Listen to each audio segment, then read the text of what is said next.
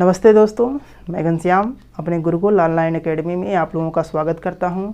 अगर आप हमारे चैनल पर नए हैं तो हमारे चैनल को लाइक, शेयर और सब्सक्राइब जरूर करें। आज हम भारत में जो कृषि के प्रकार हैं, अलग अलग स्थानों पे अलग अलग प्रकार की जो कृषि होती है, जहाँ की जैसी भूमि होती है वहाँ पर वैसे हम कृषि का कार्य करते हैं, उसको देखेंगे और उसको समझने का प्रयास करेंगे कि कैसे कौन सी फसलें कहाँ पर की जाती हैं। आप लोगों से उम्मीद है कि आप लोग इस चैनल को लाइक, शेयर और सब्सक्राइब जरूर कर लिए होंगे। तो इस प्रक्रिया को हम आगे बढ़ाते हुए कृषि के जो प्रकार हैं इसको देखते हैं। तो सबसे पहले जो हमारा जो टॉपिक है कृषि में, पहला जो हेडिंग है झूम कृषि। झूम कृषि जो एक अन्य नाम बनता है हस्तांतरण कृषि। यह कृषि लगभग आज से 50 साल पहले यह कार्य को किया जाता था, जब हमारे पास उर्वरक की भूमि की कमी थी। हमारे पास कोई ऐसा उर्वरक नहीं था कि जिससे हम फसलों को ज़्यादा से ज़्यादा उगा सके। तब यह इस प्रक्रिया को लाया गया था।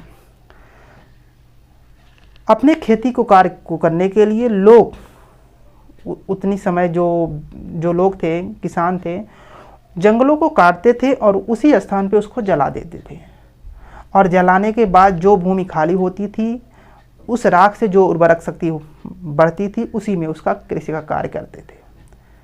जब उस भूमि से उर्वरक की जो कमी होती है ख़त्म हो जाती है, कमी आने लगती है, तो जो किसान होते थे उस भूमि को छोड़कर दूसरे स्थान पर जाके वही क्रिया फिर से चालू कर देते थे। जंगलों को काटना, फिर उसको जलाना, फिर उसको साफ करना, फिर उसमें कृषि का कार्य करना, 2 से 3 वर्ष तक उसमें कृषि करना, फिर उर्वरक शक्ति कम हो जाना, फिर उसको छोड़कर किसी अन्य स्थान पर जाना।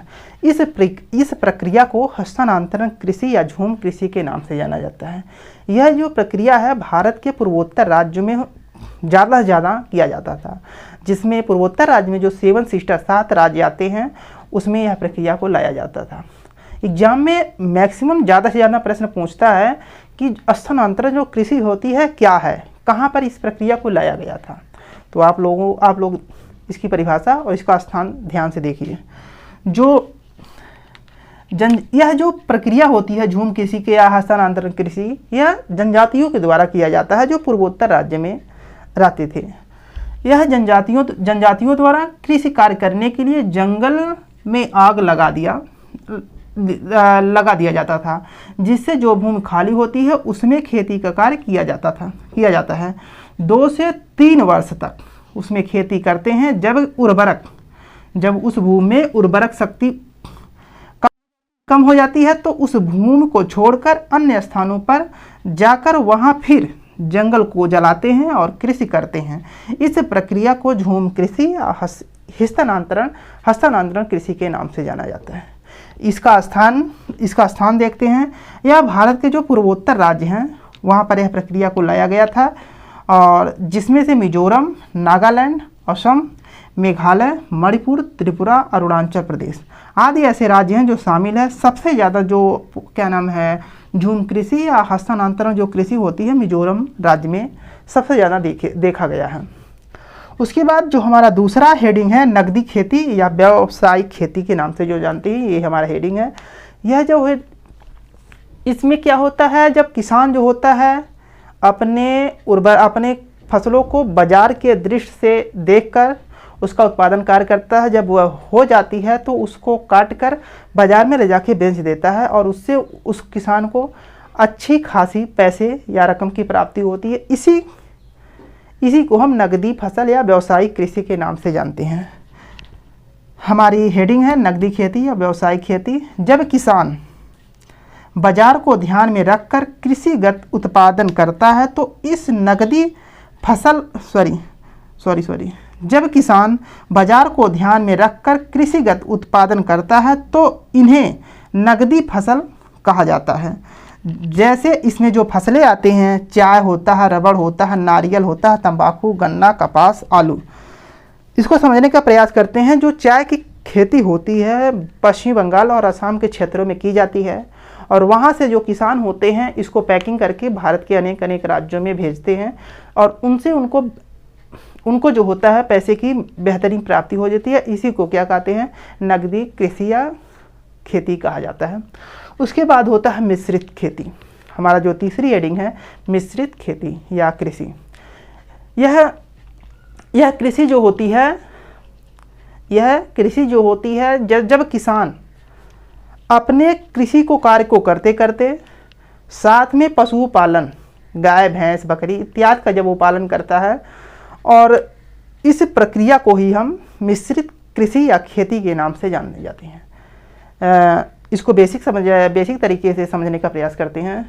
जैसे मान लीजिए कोई किसान है, अपने खेत में धान की फसल को उगा कर रखा है, और उस खेत में अनेक प्रकार के खरपतवार जो है आ जाते हैं, और और साथ में जो घर पे पशुपालन का कार्य पशु पाला है, उसके लिए चारा को व्यवस्था करने के लिए अपने खेत से जो खरपतवार को निकाल कर और ले जाके अपने पशु को खिलाता है, और दोनों का जो संबंध बनता है इसी प्रक्रिया को हम मिश्रित खेती के नाम से जानते हैं, मिश्रित कृषि के नाम से जानते हैं। और उसके बाद होता है रोपण कृषि। रोपण कृषि हमारी चौथी हेडिंग है। आप लोग इसको नोट करते चलिए और एक बार बेहतरीन तरीके से या तो समझ लीजिए, फिर बाद में इसका स्क्रीनशॉट मार लीजिएगा और समझने का और इसको फिर नोट कर लीजिएगा। उसके बाद जो है हमारा रोपण कृषि। रोपण कृषि क्या होता है? जब किसान मार्केट से, बाज़ार से बीज को लाता है और लगभग छोटे क्षेत्रों में इसको बीज को बो देता है, और यह बीज जब तैयार हो जाती है तो उसको उखाड़ कर अपने बड़े वाले कृषि वाले क्षेत्र में लगा देता है, और इसी प्रक्रिया को हम रोपण कृषि कहते हैं। जैसे धान का जो बीज होता है, पहले हम थोड़ा से क्षेत्र में उगाते हैं, फिर उसके बाद उसको बड़े क्षेत्र में लगाते हैं। उसी प्रकार गोभी का फूल पौधा होता है, मिर्ची का पौधा होता है, और बैगन का पौधा, अनेक प्रकार के ऐसे जो होते हैं, इसी प्रक्रिया को हम रोपण कृषि के नाम से जानते हैं। जो हमारा रोपण कृषि, जब किसी फसल की पहले बुआई हो, पुनः उसे उखाड़ कर रोपण कार्य किया जाए तो इसे हम रोपण कृषि कहते हैं। इसमें जो प्रमुख फसलें आती हैं वह धान होता है, प्याज होता है, गोभी, बैगन, मिर्चा इत्यादि अनेक प्रकार की जो ऐसी फसलें हैं जो रोपण कृषि के अंतर्गत आती हैं। उसके बाद समोच्च कृषि या कंटूर कृषि के नाम कृषि, यह हमारी जो 5वीं हेडिंग है, इसको समझने का प्रयास करते हैं। मानव अपनी आवश्यकताओं की पूर्ति करने के लिए चाहे जैसा वातावरण हो वहाँ अपना कार्य को करने का लिए वह अनेक प्रकार के नियम और तरीके से कृषि को करता है। तो यह जो कृषि होती है, पर्वतीय क्षेत्रों में जो ढलानदार स्थान होता है वहाँ उपजाऊ भूमि को बनाने के लिए उसको सीढ़ीदार बना देते हैं, कि सीढ़ीदार जो बन जाता है, इसमें वहाँ पर जो अनेक प्रकार की वह फसलों को उगा लेते हैं। इसी प्रक्रिया को कंटूर कृषि के नाम से जाने जाते हैं। इसको देखते हैं आगे। पर्वतीय राज्यों में जो सीढ़ीदार खेती किया जाता है उन्हें हम कंटूर कृषि के नाम से जाना जाता है। और जो सीढ़ीदार जो कृषि होती है उसमें जो है धान हो सकता है, चाय होता है, सेब होता है, आलू, ये जो फसलें होती हैं ये क्या नाम है, सीढ़ीदार इसको बनाया जाता है। और इसमें जो है इसी प्रक्रिया सीढ़ीदार बना के उसका उपज किया जाता है।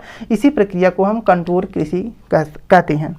फिर रैचिंग कृषि, यह जो कृषि और रैचिंग कृषि भारत में ना होकर ऑस्ट्रेलिया महाद्वीप पर होती है। जब कृषि योग्य जो भूमि होती है, बड़े बड़े स्थान होते हैं, उस पे उसका निराई गुड़ाई कार्य को ना कर उस पे पशुपालन का जो कार्य किया जाता है, पशुओं को पाला जाता है, इसी प्रक्रिया को रैचिंग कृषि के नाम से जानते हैं।